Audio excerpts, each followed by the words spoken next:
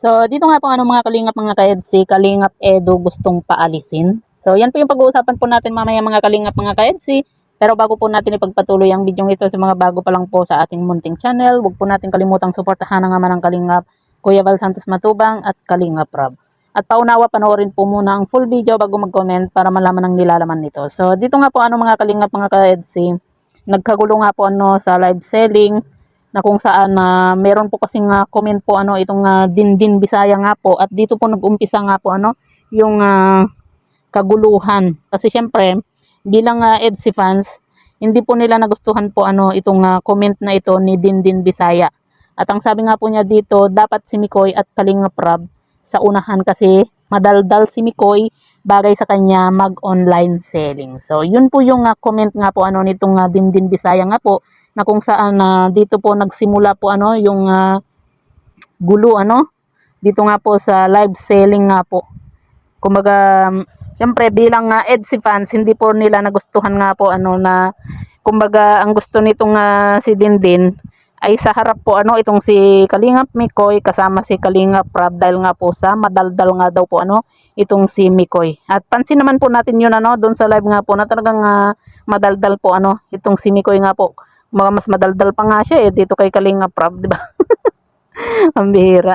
At yan nga po mga kalingap, ito namang dito wala naman pong dito kasalanan po itong si Mikoy, di ba? Kumbaga itong Dindin na ito yung nagsimula po ng gulo.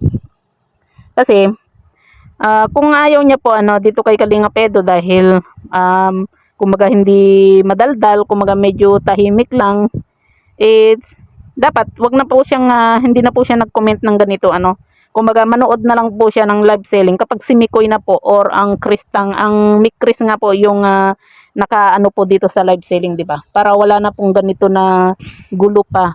Kasi nga po, di ba, live selling po 'yan. At hindi naman po kailangan na malakas yung boses mo, sobrang daldal mo, 'di ba?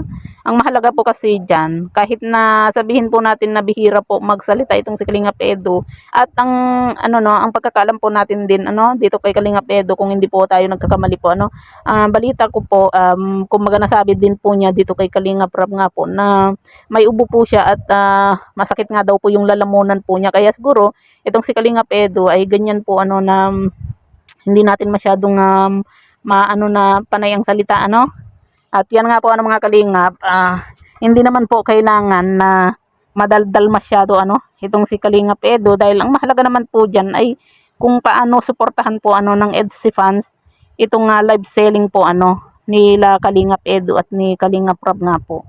Yun naman po yung mahalaga, yung nagsusuportahan po ang EDC fans, at marami po yung kumbaga maso-sold out, di ba? Kumbaga sabi nga ng karamihan, kumbaga sabi nga po ng mga ibang viewers nga po, kung makapag-demand po itong si Dindin, wala naman po siyang ambag. 'Di ba?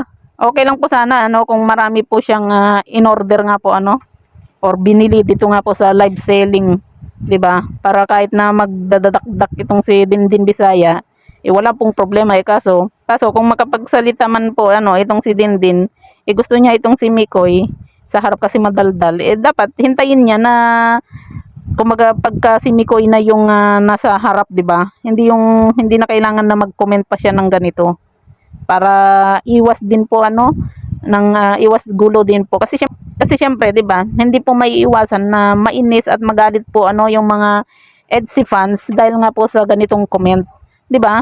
Na kumbaga gustong paalisin si Kalingap Edu dito sa harap at ipalit si Kalingap itong si Kalingap Mikoy, 'di ba? Ambasador po kaya 'yan si Kalingap Edu, 'di ba?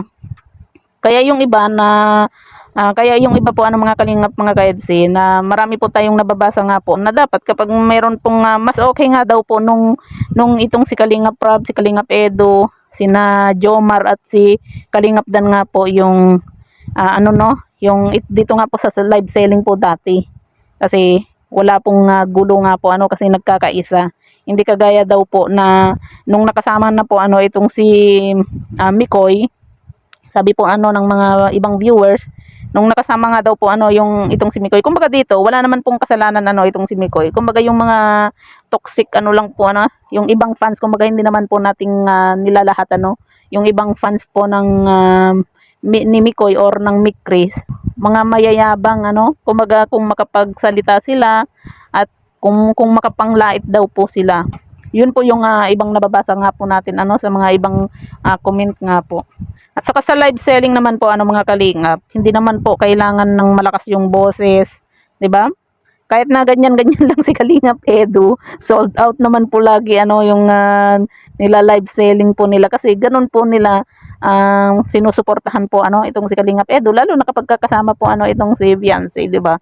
Ganun na kumbaga talagang nagkakaisa ang EDSI fans at talagang sinusuportahan po nila ano itong si Kalingap Edu at si Beyonce nga po. Kaya kahit na paganyan-ganyan lang si Kalingap Edu, laging sold out, 'di ba? Yun po yung mahalaga po ano mga Kalingap.